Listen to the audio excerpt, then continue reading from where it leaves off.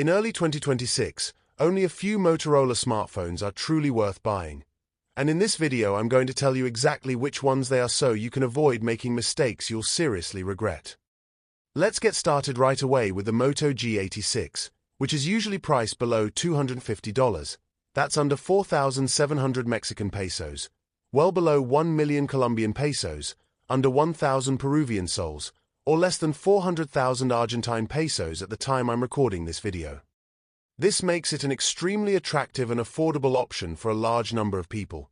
But price alone isn't what makes it stand out, because that wouldn't matter much if the hardware were bad. Fortunately, that's not the case. Quite the opposite.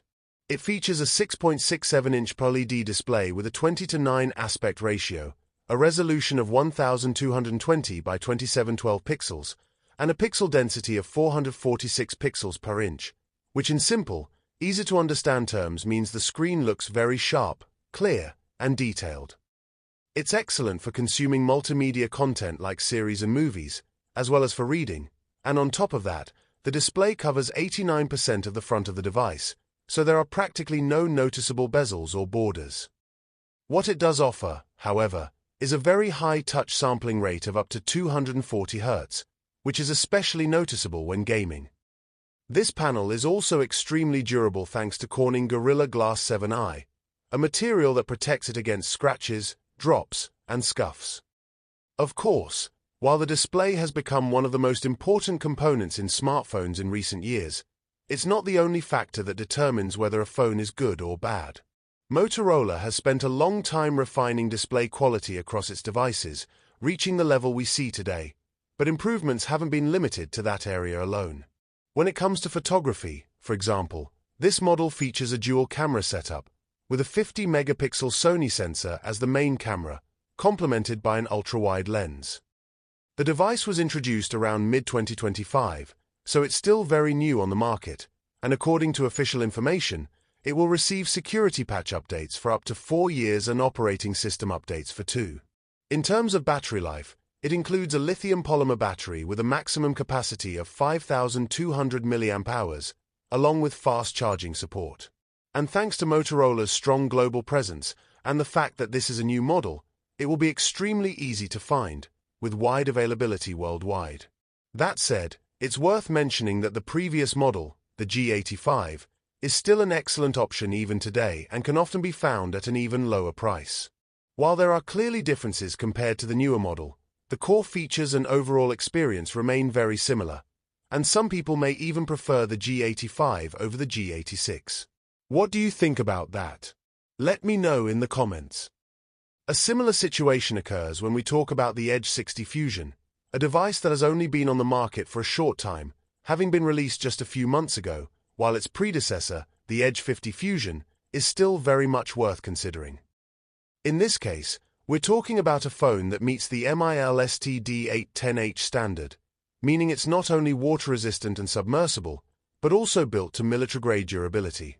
The device is powered by the MediaTek Dimensity 7300 processor, an octa-core chip built on a 4-nanometer process, paired with 8 GB of RAM and 256 GB of internal storage.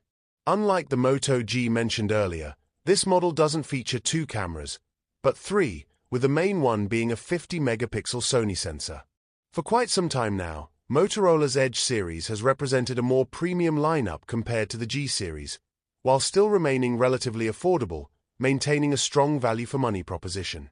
This becomes evident with each new generation, especially in aspects such as build quality and the materials used in the phone's construction. Even in details that may seem minor, like display resolution, the difference is noticeable.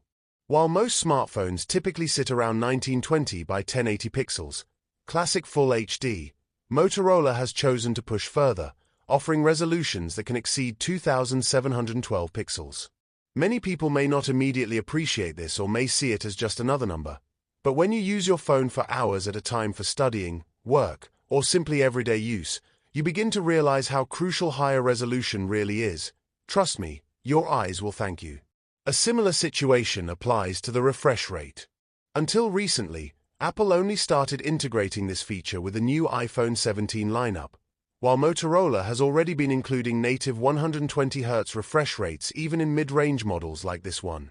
This means you can see up to 120 frames or movements per second on the display, something that becomes instantly noticeable when scrolling through the system interface, navigating menus, or using certain apps, where the overall smoothness quite literally doubles.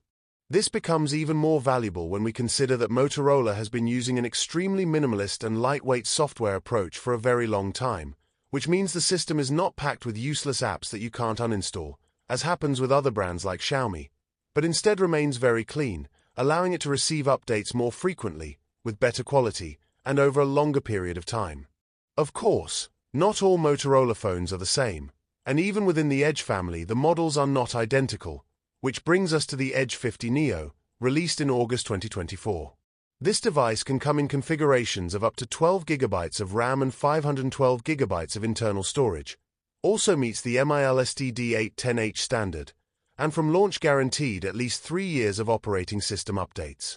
On top of that, it includes features usually found only in very expensive phones, such as wireless charging, which in this case can reach up to 25W.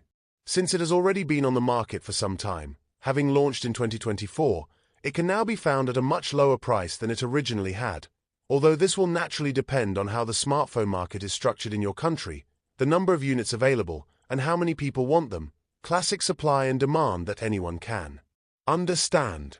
In general, Motorola device prices tend to be fairly stable, largely because they don't release hundreds of thousands of models every year like Xiaomi does, which is actually a good thing since it reduces internal competition.